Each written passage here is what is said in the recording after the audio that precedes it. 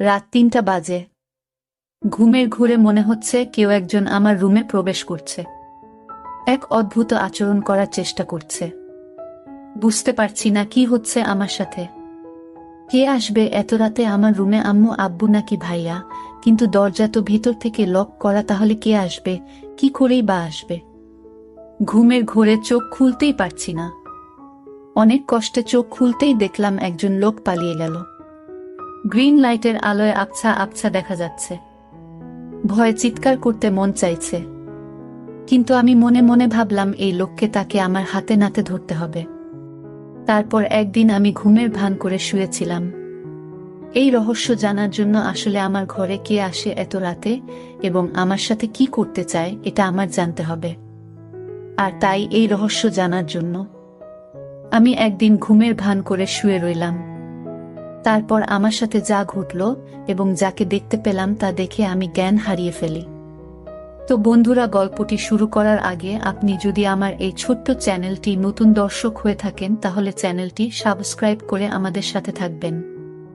সকালে দরজা খোলার শব্দে ঘুম ভাঙল ঋতিকা এখনো উঠিসনি? কটা বাজে? কলেজ যাবি না? উঠে গিয়ে দরজা খুলে দিলাম। আম্মু আমার দিকে চেয়ে বলল, তোর কপালে কি হয়েছে? এরকম ফুলে আছে কেন? তখনই কপালে হাত দিতেই ব্যথা অনুভব করলাম। কালকে ঘটনাগুলো মনে পড়লেই গলা শুকিয়ে গেল। বুঝতে পারলাম না স্বপ্ন নাকি সত্যি ছিল, কিন্তু এতটা ভুল হবে? কে লোকটা ছিল? এরপর কি হলো কিছুই তো মনে নেই। না, কিছুই ভাবতে পারছি না। আম্মু আমার উত্তর না পেয়ে, কি রে, কি হয়েছে? কই কিছু না তো, কিছুই হয়নি। তুমি যাও, আমি ফ্রেশ হয়ে নিচে যাচ্ছি। আমাকে কিছু না বলেই রুমে চলে আসলাম। এসে ভাবতে লাগলাম কে আমার রুমে আসলো, কি করেই বা রুমে ঢুকলো। আমি জানালা দরজা লাগিয়ে ঘুমাই। নিজেই নিজেকে প্রশ্ন করতে লাগলাম।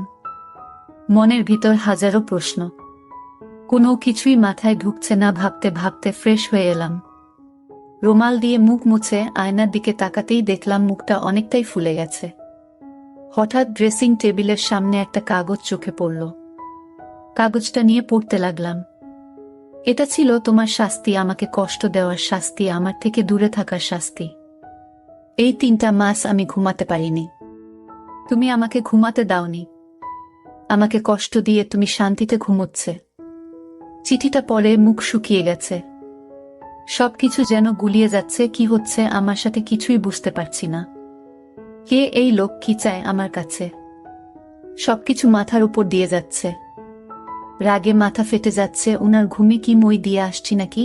কত বড় সাহস! ওকে তো আমি সামনে পেলে মেরে ফেলব। কিন্তু বুঝতে পারছি না লোকটা কে। আমার তো তেমন কারো সাথে দেখা হয়নি।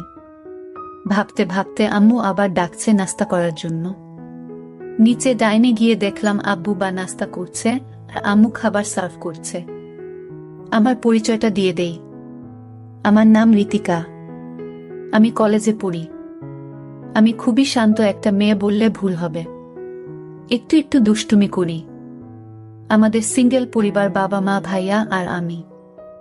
আমাদের ব্যবসা আছে, ওটা আব্বু দেখাশোনা করে।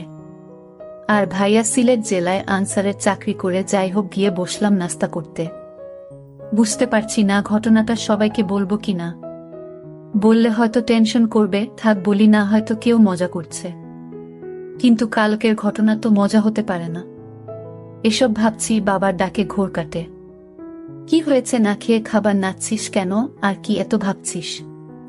না, কিছু হয়নি বলে খাবার খেতে শুরু করলাম। পাশ থেকে আব্বু বললেন, জ্বর আসছে নাকি মামুনি? এরকম দেখাচ্ছে কেন? কপালে হাত দিয়ে দেখে বলে, না জ্বর তো নেই। সবাই সন্দেহের চোখে তাকিয়ে থাকে। ওদের তাকানো দেখে ঘাবড়ে গেলাম। আরে আজব, জ্বর আসবে কেন? ঘুম থেকে উঠছি তো, তাই এমন দেখাচ্ছে। কথাগুলো বলে দ্রুত খেয়ে চলে আসলাম। রেডি হয়ে কলেজে চলে আসলাম। বাবা ড্রপ করে দিল। কলেজে গিয়ে আমার আয়সা আরিফা এর সাথে দেখা হলো। কালকের ঘটে যাওয়া ঘটনা সবকিছু খুলে বললাম। আমার কথা শুনে হেসে বলে, হয়তো স্বপ্নে দেখেছি। কিন্তু সেই চিঠিটা আর কপাল দেখে বিশ্বাস না করার কোনো উপায় নেই। ওরা অবাক হয়ে ভাবছি কে এই লোকটা, আশা খুব মনোযোগ সহকারে কয়েকবার চিঠিটা পড়ল।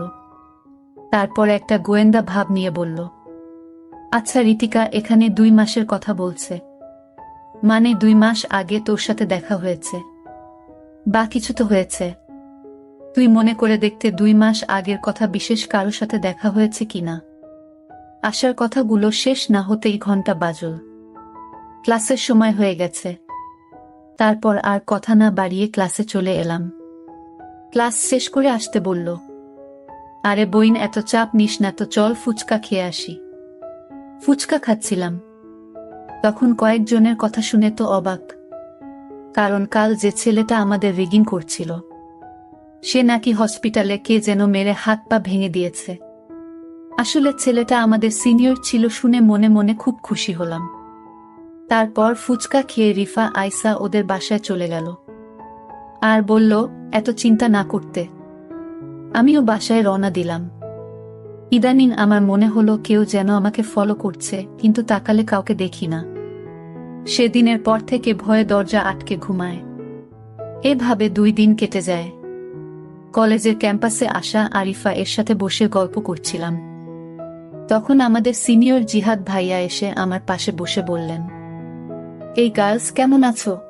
আমরা হেসে প্রতি উত্তরে বললাম, ভালো ভাইয়া। তারপর টুকটাক অনেক কথাই হলো।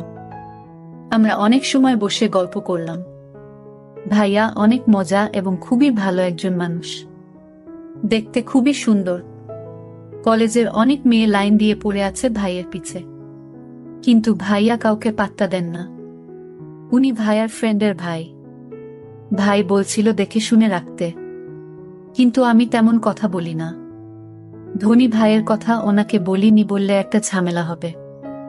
আমি ঝামেলা পছন্দ করি না। তারপর ওনার সাথে কথা বলতে বলতে আমি উঠে বললাম, তোমরা কথা বলো, আমি একটু আসছি। বলে চলে আসলাম। রুটি খেয়ে চলে আসতে যাব, তখন কেউ একজন এসে আমায় বলল। লোকটা খুব রেগে বলল, তোমার সাহস কি করে হয় তুমি ওই ছেলের সাথে হেসে হেসে কথা বলো? আমি কিছুই বুঝতে পারলাম না। বললাম, আমি যার সাথে ইচ্ছা তার সাথে কথা বলবো। আপনার কি সমস্যা? আপনি কে বলেন? সাহস তো কন্যা শুন। লোকটার মুখে মাস্ক পরা খুবই চেনা চেনা লাগছে, কিন্তু লোকটাকে চেনার কোনো উপায় নেই। লোকটি বলতে লাগলো, কেন ভয় পাচ্ছে কেন? অনেক কষ্টে তোমায় খুঁজে পেয়েছি, আর হারাতে দেব না। না, কথা শুনে ভয় করছে, আবার রাগও লাগছে। আপনি এখানেও চলে আসছেন আমাকে মারতে। তার মানে সেদিন রাতে আপনি আমার রুমে এসেছিলেন আমাকে মারতে। তো না মেরে আমার সাথে দুর্ব্যবহার করার সাহস হয় কি করে হলো? বজ্জাত ছেলে। মেয়েদের দেখলেই কথা বলতে মন চায়। আর করবেন নাই বা কেন? মানুষকে মেরে ফেলাই তো আপনার কাজ, এটা আর কি এমন বিষয়? তো মেরে ফেলেন আমাকে এখনই। শাহিন, এভাবে কিছু করার তো কোনো মানে হয় না। চোখ বন্ধ করে কথাগুলো একদমে বলে ফেললাম।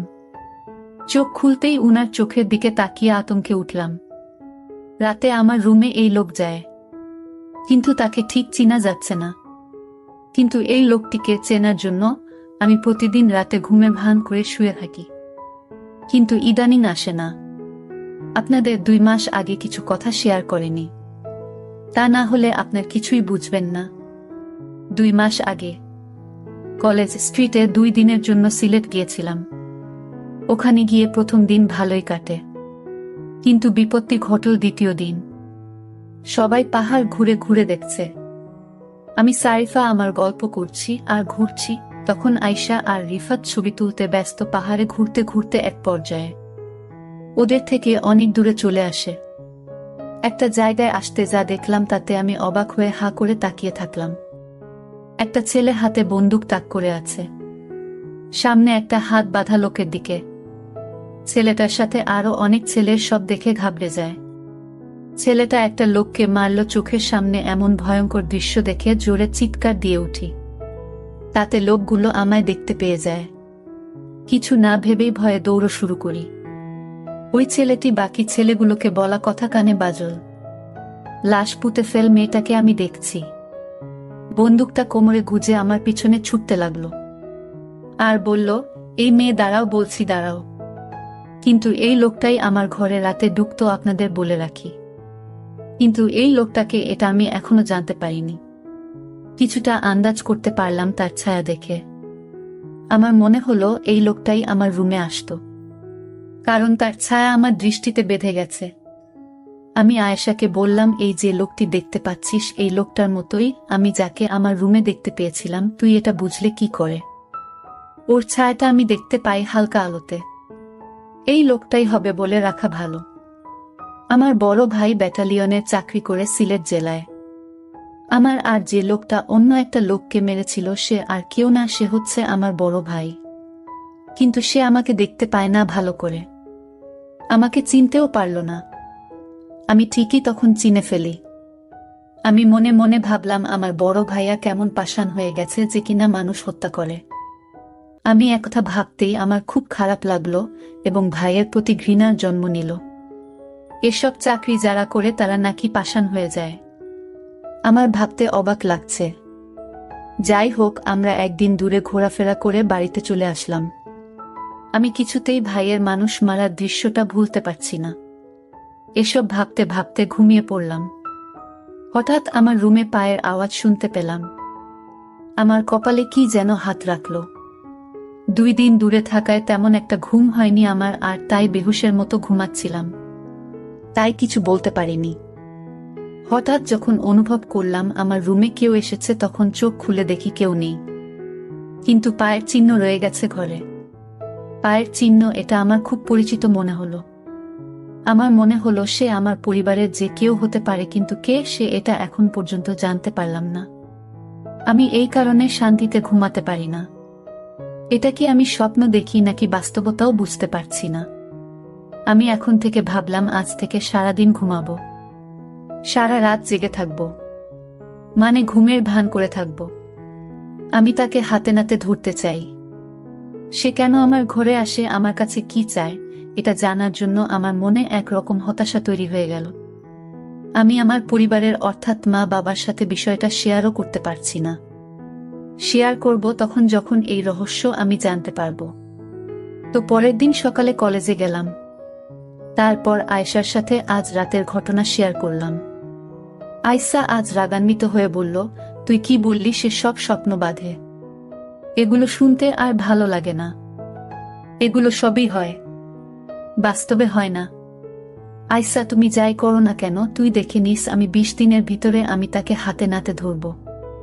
তারপর কলেজ থেকে বাসায় ফিরে শুনতে পেলাম আমার ভাইয়া বাড়িতে আসছে, কারণ 4 দিনের ছুটি নিয়ে আসছে।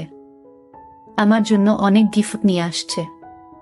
আমি বাড়িতে প্রবেশ করতে আমি ভাইকে দেখি দরজার সামনে দাঁড়িয়ে আছে। আমি কাছে গিয়ে বললাম, ভাইয়া কেমন আছো?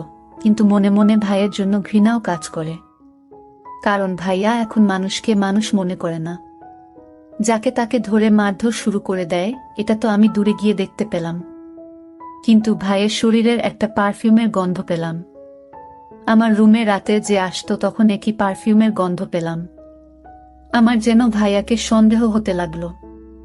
কিন্তু ভাইয়া আমার ঘরে কেন আসবে? আবারও মনকে প্রস্তুত করলাম।